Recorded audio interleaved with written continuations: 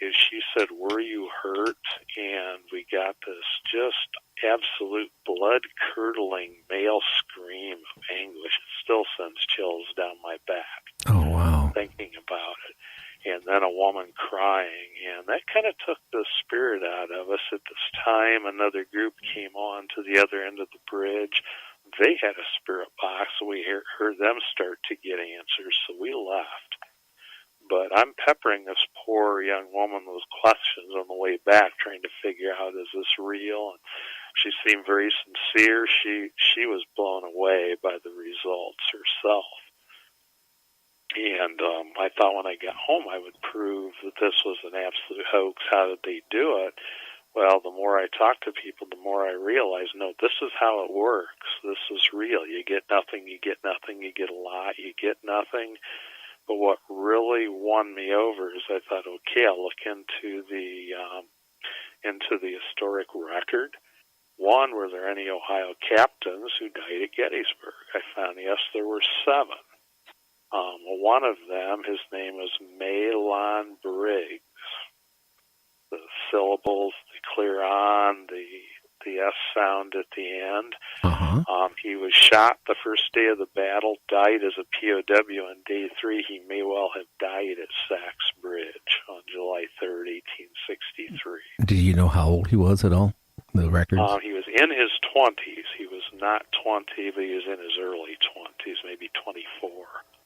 Yeah, well, that, you know. Yeah, I'm not going to say that's who that was, but the matching is just uncanny. Wow. That is where the I Met a Ghost at Gettysburg title came from. Well, and that's what convinced me to do the book. Well, yeah. Especially being a journalist. I mean, yeah. I mean, something like that. It sounded like that they were really open to communicate with you. It just was. And I asked and I talked to a lot of people, and looking back at my life, I think I am somewhat sensitive and never recognized it.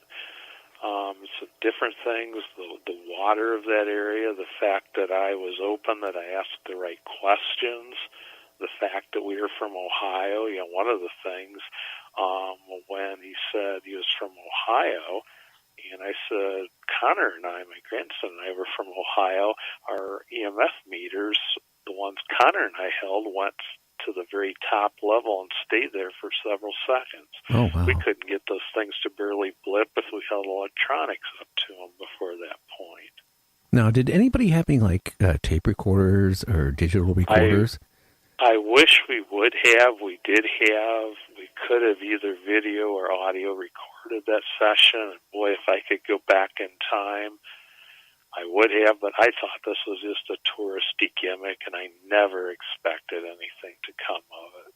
Well, you know, that's when it happens, is when you don't expect it. I mean, you know, I've known people have gone, you know, to cemeteries and not got anything. And then all of a sudden they actually went to the cemetery, you know, and I know one lady that her husband passed away, and she was into the ghost hunting before he passed away. And, you know, told me that she never got any recordings, but her friends have, but she never did. And then she went to visit her husband's grave and called somebody. I don't remember who she was talking to, but she called somebody, and she heard scrambled, you know, talking. It sounded like her husband on the background, so I don't know. Mm-hmm. There are just so many things on the same trip. I've always been rather fascinated with Little Round Top at Ghettysburg, always for the Union side of things, but my mom grew up in Alabama. I, at the time, knew I had some Alabama ancestors who fought in Confederate Alabama regiments.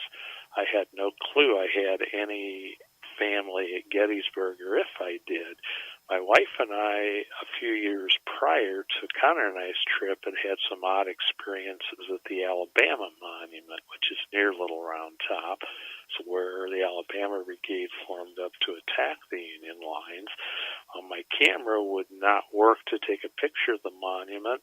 When I went up on Little Round Top, then subsequent to that, I could not take pictures of Union monuments on Little Round Top, but I could take, looking toward the Confederate attack point, take all the photos I wanted. It was very strange. Camera had not done that before, never did it after that, and once we left Little Round Top, it did not do that.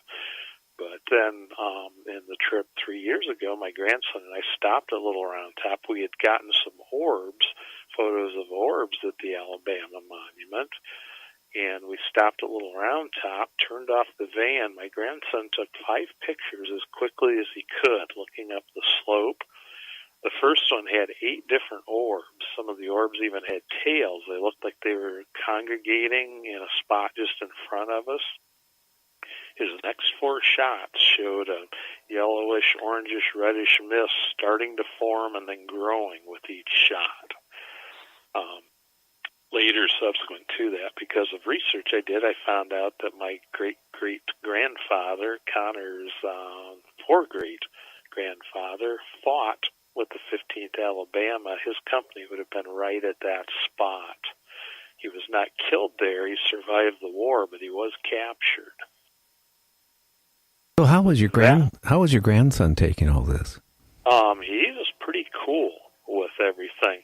He, as a matter of fact, we even asked on Sachs Bridge when we were talking with the entities, said, can you tell us the name of any of us here? And we got the clear answer, Connor. And that didn't seem to faze him. The photos he took on Little Round Top frightened him. It wasn't visible to the naked eye, but when he, looked at the camera viewfinder, he said, Grandpa, let's get out of here. That got to him. But he's generally pretty cool. He's had experiences at the house. He's heard footsteps. He's actually seen an apparition a couple different times. Male or female? He's male. No. The apparition? Yes, not him. No, the apparitions he's seen was actually, sounds like an old farmer outside. Uh-huh. And as a matter of fact, one of the times he saw the apparitions was the same spot my wife and I saw the shadow figure just last week. Oh, wow. At the same location. So I have a suspicion there might be a connection there. Now, is your house kind of in a rural area, like it's the only house in that? Have you ever checked and seen if anybody was maybe been buried on the property or anything like that? Because that was quite common back then. It was common. We don't think so because the original builder and owner is buried in a very small old cemetery about a half mile away. And his wife is buried there, and anyone that we're aware of who would have perhaps died in the house is buried in one of the nearby cemeteries. I'm just kind of wondering, Don, if, like I said, back in that time frame, a lot of people, when they died, they put them, in the parlor for a while, for a day or two, to have their mourning. And I'm just wondering if that's ever happened. Have you gone through talked to the owner's sons and seen if they had any old photographs that went back? We know that that would have been the case here. We have a formal parlor here in the house, and I'm sure they would have. That's where the visitation would have been done, and I'm sure a number of people died. The last person we're aware of who died in the house, and it's who the gentleman who lived here and rented for many years, he thought the ghost was Uncle Bill. And Uncle Bill's room is actually where our bathroom is now, and he did die in the room. We do know that in the early 1940s. We suspect maybe Uncle Bill was a Cleveland Indians and Bowling Green fan because our radios also go to Cleveland Indians games. And I'm a Tigers fan, so that doesn't sound well either. Yeah. Wow. Do you know what type of work they did or anything for profession? I mean, I take it one had to have been a farmer from what you're saying. Yes, but they were generally farmers. The original builder of the house was a very interesting gentleman. He was a War of 1812 veteran. He would found a town and then sell the town for a profit and move on. On the last that he founded and did that with we're just about a half mile from that little town. It's called Pulaski. It was Lafayette when he founded it. But, he was Justice of the Peace. He kept a store in a log cabin at Pulaski, and just generally a land speculator. He is very well respected. His family was very active in the abolition movement and the Underground Railroad. This house, we're very, very sure, was an Underground Railroad stop. His son-in-law and daughter, who inherited the house, were leaders in the Underground Railroad at that time. Oh, wow. Yeah. The subsequent owners were the family by the name of Miller had a woolen mill operation in Bryan. They apparently were well-to-do. The mother and father both apparently died in the house in 1863 of fever. Oh, wow. Have you ever, in your house, actually ever placed a recorder and let it run all night long and play it back?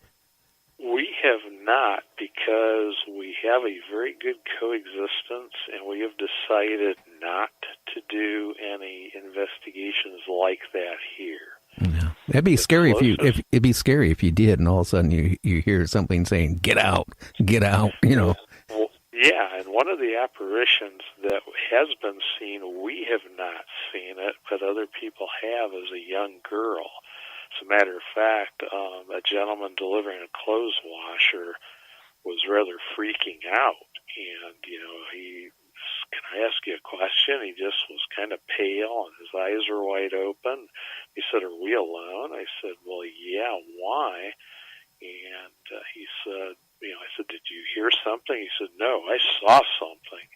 And he proceeded to describe a young girl in a night dress or play dress, sounded like something from about the 1870s, 1880s, even to the point she had brown curly hair and the dress was dirty. Oh, wow. And we do often hear small, like a child's footprint or footsteps around the upstairs, especially at night when we're sleeping. And that's where he saw her. She came out of our bedroom, stood at the top of the stairs and looked at him, and then walked back into the room. Now, have you had any weird smells just appear in your house? Yes, we've smelled pipe smoke.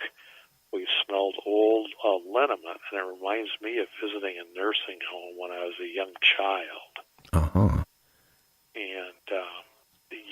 And it's not the most common thing, but yes, we do from time to time have that.